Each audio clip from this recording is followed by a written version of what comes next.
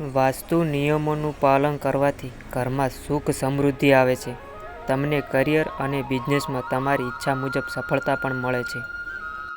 ઉપેક્ષાને કારણે ઘરની આર્થિક સ્થિતિ ખરાબ થઈ જાય છે. વાસ્તુશાસ્ત્રના જાણકારો અનુસાર લોકો અજાણતા ઘણી વસ્તુઓ ખુલ્લી છોડી દે છે. વાસ્તુમાં આવું કરવું વર્જિત છે.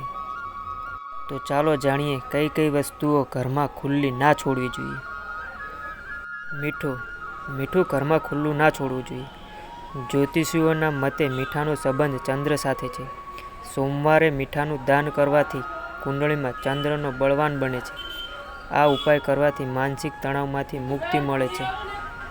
આ ઉપરાંત માતાનું સ્વાસ્થ્ય પણ સારું રહે છે. જો કે મીઠાને ક્યારેય ખુલ્લું ન મૂકો. આમ કરવાથી કુંડળીમાં ચંદ્ર નબળો બની જાય છે. બીજું, પુસ્તકને ઘરમાં કોઈ દિવસ ખુલ્લું ન મૂકો. વાસ્તુશાસ્ત્ર અનુસાર આ પુસ્તક બુધ ગ્રહ સાથે સંબંધિત છે. બુધ ગ્રહોનો રાજકુમાર છે. મન, બુદ્ધિ અને વાણી માટે જવાબદાર છે. તેથી પુસ્તકો ક્યારેય ખુલ્લા ન રાખો. આમ કરવાથી કુંડળીમાં બુધ ગ્રહ નબળો પડી જાય છે. તેથી પુસ્તક ક્યારેય ખુલ્લું ન છોડો. ત્રીજું, દૂધને કોઈ દિવસ ઘરમાં ખુલ્લું ન મૂકો. દૂધ અને દહીંનું દાન કરવાથી કુંડળીમાં શુક્ર અને ચંદ્ર બળવાન બને છે. તેથી જ્યોતિષીઓએ સોમવાર અને શુક્રવારે દૂધ અને દહીંનું દાન કરવાની ભલામણ કરવામાં આવી છે. દૂધ અને દહીં ખુલ્લું રાખવાથી કુંડળીમાં શુક્ર ગ્રહ નબળો પડે છે. તેનાથી સ્વાસ્થ્ય પર ખરાબ અસર પડી શકે છે. 4. ભોજન. ખોરાકને કોઈ દિવસ ખુલ્લો ન મૂકવો જોઈએ.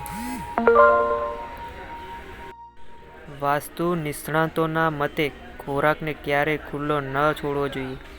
આમ કરવાથી માતા અન્નપૂર્ણાનું અપમાન થાય છે. જેના કારણે ઘરમાં ભોજન અને પૈસાની અછત આવે છે. ખુલ્લો ખોરાક રાખવાથી ખોરાક દૂષિત થવાનું જોખમ પણ રહેલું છે. 5. તિજોરી.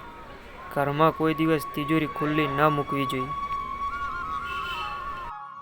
ઘણીવાર લોકો ઉતાવળમાં કપડાં કે પૈસા લીધા પછી કે રાખ્યા પછી કબાટ કે તિજોરી ખુલ્લો છોડી દે છે.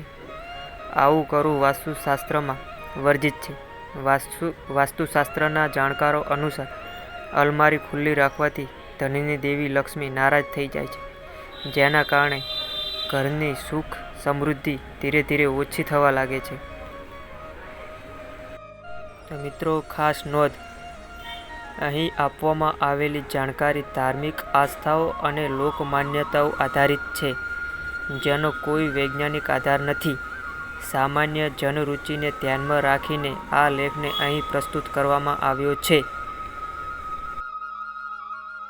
માહિતી સારી લાગી હોય તો ચેનલને સબસ્ક્રાઈબ કરજો, વિડીયોને આગળ શેર કરજો અને લાઈક કરજો. સર્વે મિત્રોને જય માતાજી.